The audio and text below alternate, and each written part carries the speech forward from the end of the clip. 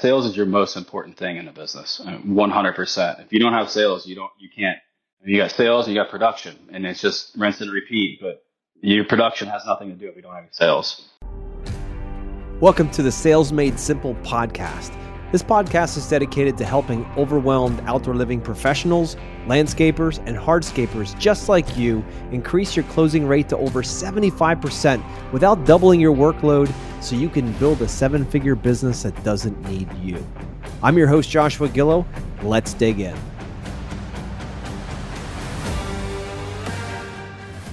Hey everybody, welcome back. Today we're going to go deep into Jeremy Swihart's his sales system that he has in place here. He runs J-Squared Landscape Design Build, and he's been at it about 9 years now. So, Jeremy, welcome to the show. Yeah, thanks for having me. Absolutely, bro. I'm looking to jump right in with you here. I've seen all the stuff you're doing on social media and all the cool videos that you put out there and all that. I'm curious to see when we pull back, the veil, what's, how you're selling these projects and how you're actually working with these clients to bring these spaces to life. You cool with that? Yeah. Awesome, man. So tell me a little bit about your business, like what you guys specialize in. So it's J-Squared Landscape Design Build, and we specialize in outdoor living, swimming pools, backyard remodels, mostly residential remodel work. Do a little bit of new construction, and some commercial now. We're kind of feathering in some commercial work. But probably the main bit of work that we do is what I like to call poolscapes. So swimming pool, patios, plants, lights, the whole deal around the swimming pool project, design, build all the way through. And we're kind of like a white glove service with that. We do the entire swimming pool, permitting, every trade. We just handle the whole deal all the way through, make it easy on the client. That's our goal, is to make it an easy project for our clients. So that's basically what we do.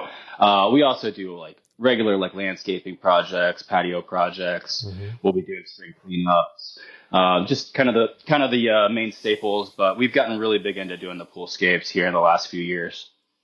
That's great. And are you more design build or design manage or a hybrid? Design build. Yeah, we have our own crews in house. Got it. We design it in house and we build it in house. We'll bring in subs for some things if we get super busy, but generally it's our own crews doing the work. Got it. No, that sounds good. I appreciate that, Jeremy. So, what's an average project size for you guys? It's tough to say, but I'd say the majority of our jobs these days are 6 figures. We'll do some that are smaller and some that are really large, but mostly $100,000 to $200,000 is a pretty average project for us these days. Got it. That sounds good. And did you start out that way, or was it different when you started out? No, obviously it started smaller. When I first started, I was lucky enough to have some nice jobs, like in the $20,000 to $30,000 range. And that was kind of where we hung out at first and slowly climbed over the years. A couple years in, we're doing $50,000 jobs, and then it's $100,000 jobs. And then, we're here where we've already done a couple roughly $200,000 jobs this year, and it's barely even March. So, wow. So we're getting more and more into the bigger jobs. No, that's great. That's great. Do you prefer the bigger jobs? I do. I feel like they're easier to kind of they're more difficult in a lot of ways, but they're also kind of easier once you get into them, to where the guys on the crew, they know what they're going to be doing every day, and it kind of gets into a groove. And we actually do prefer them. Just a lot less moving equipment around, driving. We can be a lot more efficient with our material, shipping to job sites, direct reporting, all that kind of stuff. So we do like the bigger jobs, but we also we still like to do those $30,000 jobs, $10,000 jobs, whatever. We'll pepper those in there as well. We like them all. Great. That's good. So, Jeremy, if you were to go out to say 10 projects in the next month, how many would you close on average? I would say I'd probably close maybe 40, maybe 50% of those jobs. Okay. And that's even after, if I go out to 10 projects, that's probably 30 or 40 phone calls, because I I'm very protective over my time. I just don't Yeah. have a lot of time, and I don't like to go waste a lot of time driving around and seeing people. Hmm. Uh, so I try to weed everybody out as best I can before I go out and meet with them. Yep. Uh, but even then, you're still, pricing and personalities. There's a lot of different variables. It's hard to tell, but we'll probably get about 40-50%, I would say. Okay. That's great. I definitely want to go much deeper into how you're qualifying people and all that here in a minute. But before we do that, um, what was your revenue back in 2024? Can I get an idea of the scale of what you're doing? We did about what was it 2.3 million in 24, I believe. Nice. Very good. Awesome. Yeah. So I'd love to dig into your sales process. If I was a customer, what would I experience going through your sales process? Can you take me for a ride? Yeah, if you call into our office, we have an office admin that will answer our phone and do an intake with our clients. Basically, we have a series of questions, like 10 or 15 questions, just kind of digging into your basic stuff, like what's your name, what's your address, all the basic things, and then we want to figure out like why they called us, what their project is, what their budget, all those different things, and we've got a big long questionnaire. So our office admin will take all that information and then she'll Slack it over to me and let them know to send some pictures in. So they'll email us pictures. And then once we get the pictures and I've got that questionnaire, I'll give them a phone call and just kind of sit with them and discuss their project for probably 10 or 15 minutes. See if we're a good fit, see if they're okay with our design fees, consultation fees, whatever we're up to with that. And then if everything's looking good, we're on the same page, we'll schedule an on-site visit where we'll go out and basically do a site walk with them and dial in exactly what they're looking for as far as what the scope of this project is going to be. I'm going to try to get them ballpark information as far as pricing right while I'm there. That way they understand, like I'm not gonna go back and do a huge design and come back and be 3x what their budget is. So we're going to try to weed out exactly how much when I'm on site, I can basically tell them, this is what I think we could get for your money. What you're telling me is you want $1 million project, but what your budget is 500,000 or 200,000. We can weed out those things right there and basically avoid all that, the shock factor and doing all this design work for no reason. So that's a big reason that we do those site visits, get everybody on the same page. And then the point of a site visit for me is generally to sell a design fee. Once I've got the design fee, then I can get to work on actually doing a design. And without the design or design fee, I can't even do a proposal. So basically explaining that to them, is that actually comes on the phone call before we go out there. But, when I'm out there, I'm selling that design fee, and that's the goal of that meeting. And then I'll come back generally and do a site analysis, because it could take upwards of 2 hours to do a site analysis for a client. And we do a detailed site analysis. I mean, we're measuring the house. We're taking a lot of images with the drone. We have got a GPS system. We're out there measuring all elevations and site features. So we do a really good job with that. It takes a while. So I'll generally come back and do that. Then I do my design back in the office, give them a call when it's all ready, and go back to their house. And I like to present my design and proposal in person at their kitchen table when it's all ready at that point. So I think that's the whole process if you run through it all. That's So great. then, Yeah. and actually the point of that meeting is to get a deposit check. So Yeah. Yeah. I'm big on not doing a whole bunch of meetings. I want to have everything prepared for them when I do that presentation. I should walk away. My goal and my expectation of that meeting is to walk away with a signed contract and deposit. And it doesn't always happen, obviously, but I want to have all the information and everything ready to present to them to where they're ready to write that deposit check at that meeting. Got it. No, thank you for that. Now, the design, is it a fee or a deposit toward the project? How do you structure that? I'll generally do, it depends. So most of the time on these larger projects, I will credit it back towards the project. Okay. It depends on the client and on the scope.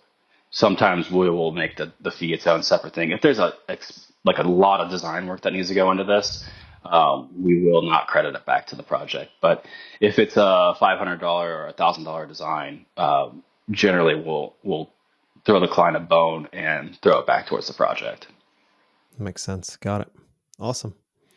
And when you talked about budget, you talked about that coming in on the initial call that your front desk people are taking care of. How is that handled to get you some kind of a framework of what that might look like so you can be prepared?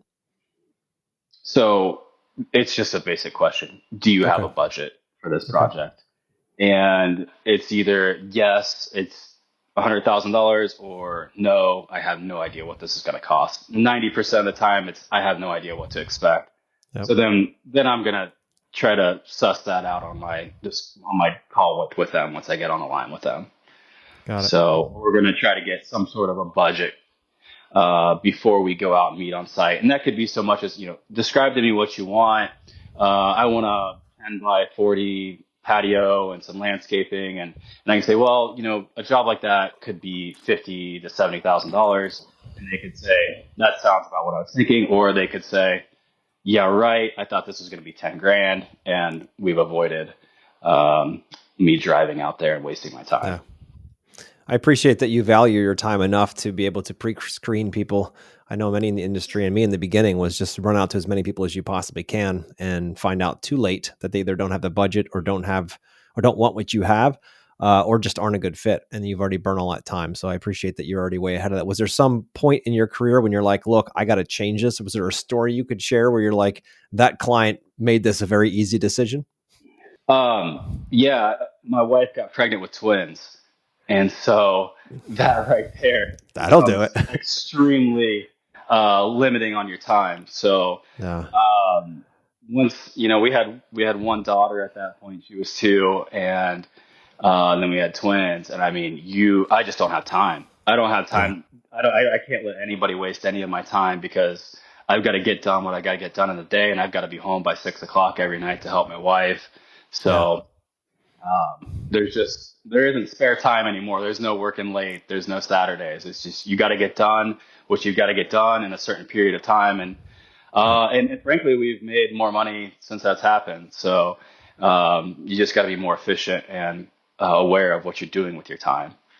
Absolutely. Time management is very important, especially as you grow and have family and all that growing too. You can't be everywhere, and you only have 24 hours like everybody else, right? So we got to allocate it better. Exactly. You got to be very careful because people will, in this industry, especially this time of year. I mean, we got, I think, 6 or 7 leads yesterday over the phone. So, and these people are coming out of the woodwork right now because the sun came out and it's warm out, and they will waste just so much of your time right now if you let them.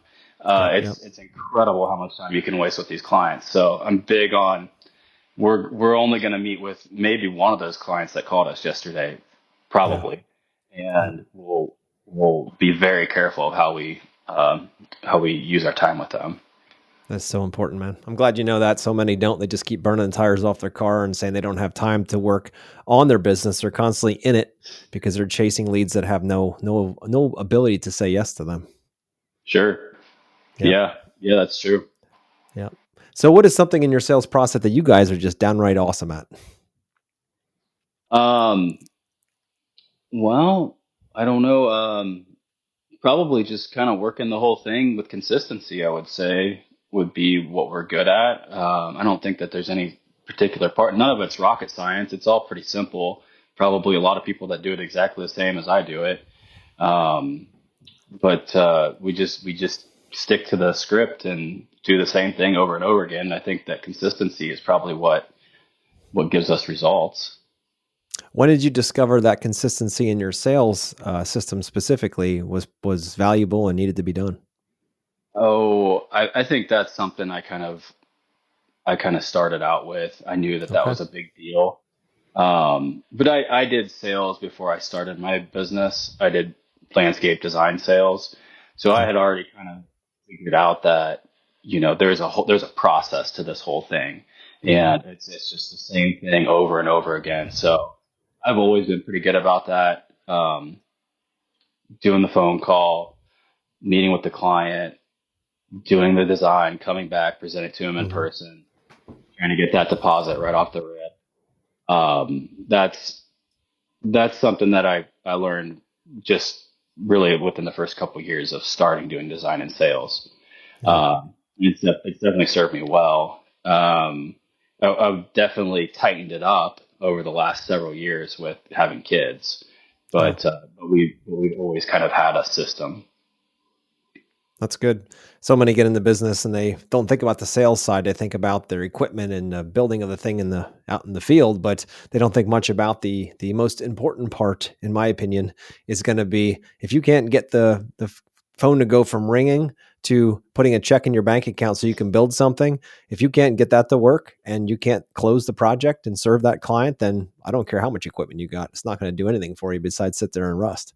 Right. Yeah, So right. it's very important. Yeah, sales is your most important thing in a business. Yep. 100%. If you don't have Yep. sales, you can't. You got sales, and you got production, and it's just Yep. rinse and repeat. But your Yep. production has nothing to do if you don't have sales. That's right. That's right. So I like to argue with people and say, look, if you can't sell or you aren't good at communicating, then it's a major bottleneck in your business because your production only happens after the sale has happened. So if you're an industry average of 20 to 30% closing rate, 2 or 3 out of 10, it's a lot of wasted time moving around that you aren't able to go out there and produce. And so the question would be, is it truly a lead problem or is that more of a sale problem and, a sales problem in systems? So most of the time, we find that it is an actual sales problem where the communication side is really what gets most guys stuck because we like to build cool stuff. We're great with our hands, but to be able to help Mrs. Jones realize her truest, deepest need in this project and then to have you be the one that facilitates its creation is not exactly, hi, Mrs. Jones, what do you want? How much you got to spend? I'll be there Thursday. Like it goes a lot deeper than that. Would you agree? Yeah, yeah. I think a lot of people get into this business because they want to drive big trucks and run Yeah. excavators or draw pretty pictures and that sort of thing. But really, you've got to have that skill to be able to do the sales before you can do any of that stuff. So Yep. it's so important. Absolutely. It's so important to really be trained and be efficient and train your people that are doing it. It's extremely important to have a good sales process. Yep, absolutely on that. So what's a big challenge for you right now in your sales system? Is there anything that's been a bit of a bottleneck for you? Um, Not really. Let's see. Right now, specifically right now, you can you can just throw it in the air and you're going to sell something. I mean, the sun's out, it's March, it's pretty Hmm. easy. But we really struggled in December of last year. We got slow for the first time since I started my business, Hmm. and it was difficult to get people to close. And I was doing a lot of just doing that grunt work of meeting with clients and getting those proposals turned around super fast. So when things take a dip on the residential side, it can be difficult. Um, we just had to kind of stick to the script and keep on um, presenting clients proposals, really taking swings at things that we usually wouldn't take swings at. Fortunately, we were able to kind of keep things moving along and stay busy. But yeah, right now it's easy, but you gotta be prepared for those times when it's slow. That's for sure. Yep, that's for sure. And it's sometimes a really good and simple and easy. That's when you got to be banking cash because you don't know when Hmm. things are going to slow down, especially on an election year like it was last year. And now getting into a new cycle, and that changes the consumer sentiment. Right? They start thinking differently. They say, well, now there's different fears out there. And that may or may not be the reason why they do a project at that point. So being ahead of the game, knowing that there's no guarantees on what comes in tomorrow, you can only use what you got today. And it's a big focus to be sure you're locked Yeah. in on. Yeah, and what I tell everybody is turn off the news and Yeah. and just sell your jobs because if you watch the news Yep. every day, you're not gonna be able to sell Yep. anything. Nope. So I just tell everybody turn off the news and Yep. just put your nose down and do your work. That's right. Figure out how you can add more and more value every day. And you mentioned it earlier. Sometimes you have to be a little bit more creative on exactly what you do. If the things are a little bit tighter, you might be like, hey, I don't normally do walkways and patios. I do big outdoor poolscapes, but maybe you take in some patios and some walkways. You got the equipment for it. As long as you price it Exactly. accordingly, then you just have to be a little bit more flexible and be more resourceful in that time. Exactly. Yeah, that's awesome. So what do you need to grow to the next level? Where you got your eyes set on right now? Well, I think what we're doing right now is growing our team and adding more key people to the team. We've created a really great work environment where people want to work here, and we have an incredible team that just goes out and they do what they've got to do every day. They enjoy what they're doing, and we've made it easy for them to do their job. And super proud of that. But right now we've got to continue to grow the team in order to give those people a place to go in our company and make sure that they have a future here, that they can support their families, and then create a more sustainable business for myself that's gonna be able to operate without me being in the picture. So that's what we're focused on right now, is just growing our team.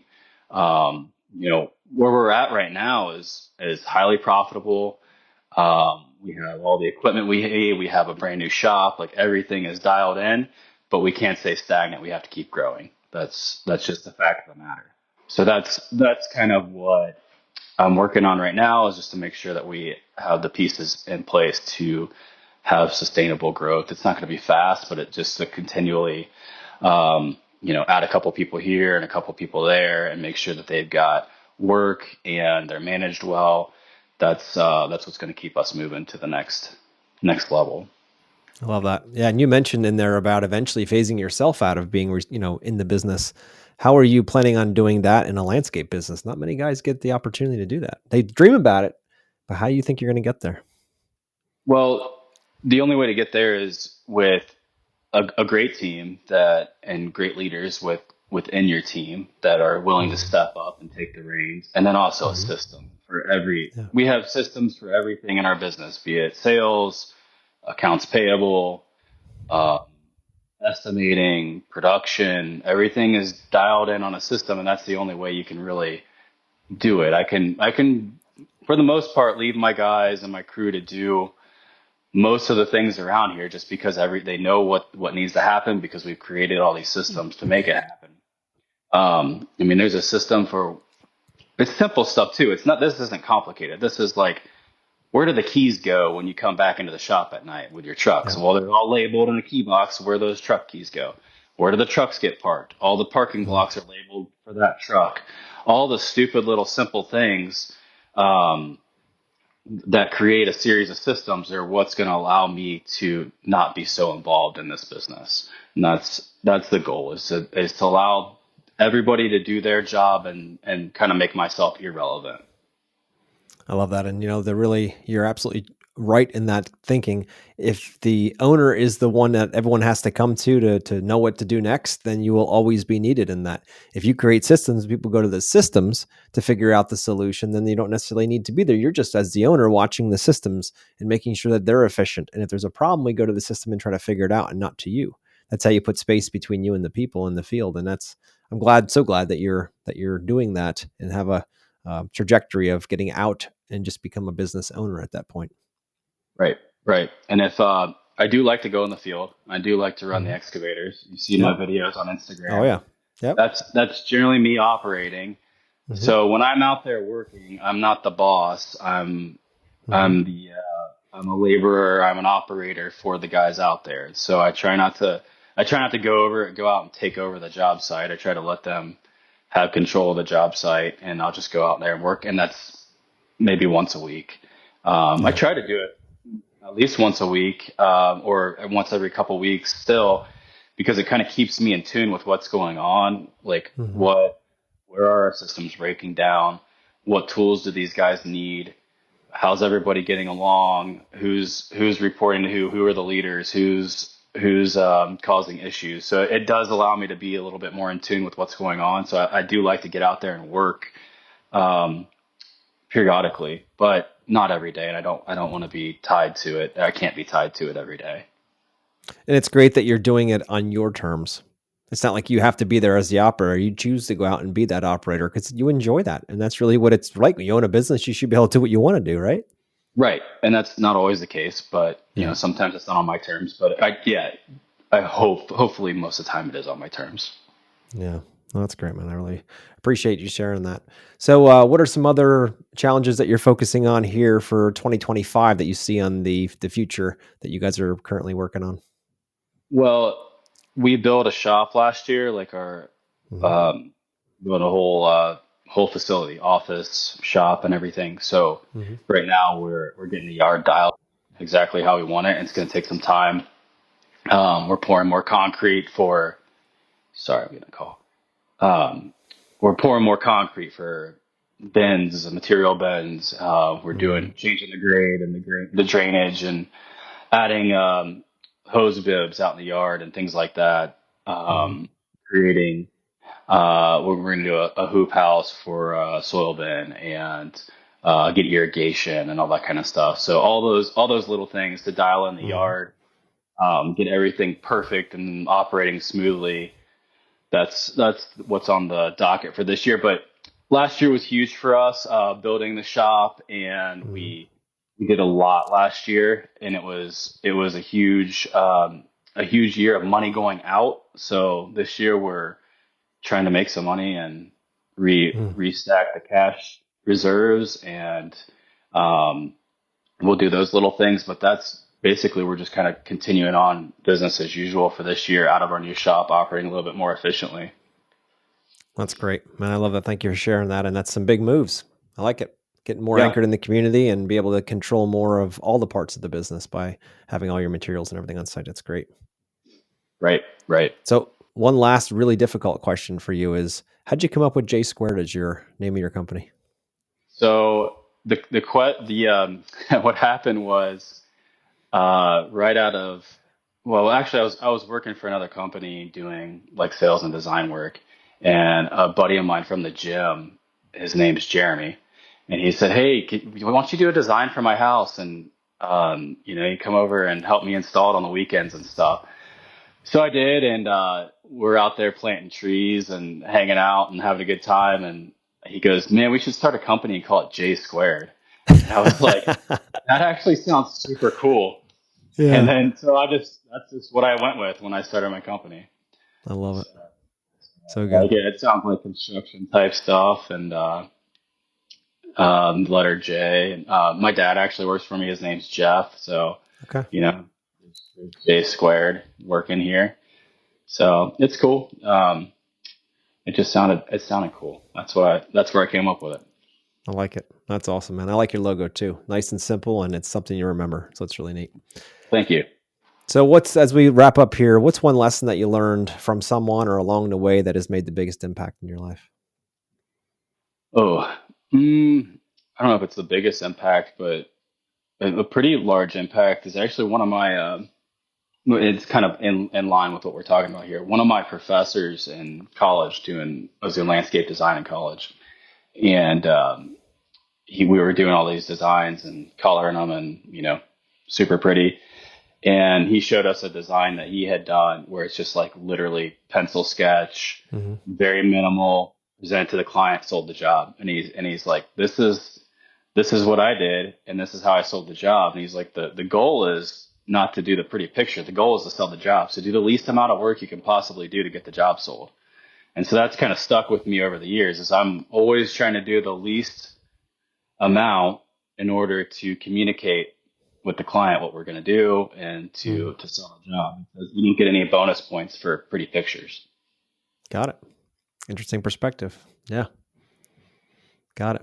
Well, Jeremy, it's been a pleasure chatting with you here, and to get to know you and what you're doing over there at J Squared Landscape Design Build, and love watching your videos online. So keep it up. And listeners, if you want to reach out to Jeremy, what's the best way, Jeremy, for people to reach out to you if they want to or find you? Uh, yeah, Instagram at J Squared Outdoor on Instagram. Nice. You got some awesome stuff. I love how you're in the machine and you always see these. I'm like, how is he doing that? Like with all these articulating heads and all that stuff. It's really cool. Yeah, the Encons have changed our business dramatically, and they're a really cool piece of equipment. Yeah. Yeah. Well, Jeremy, thanks for coming on here and sharing what's going on in your business. You guys are doing awesome. And I look forward to watching you grow and seeing what's going on there on Instagram. So thanks again. Yeah, thank you.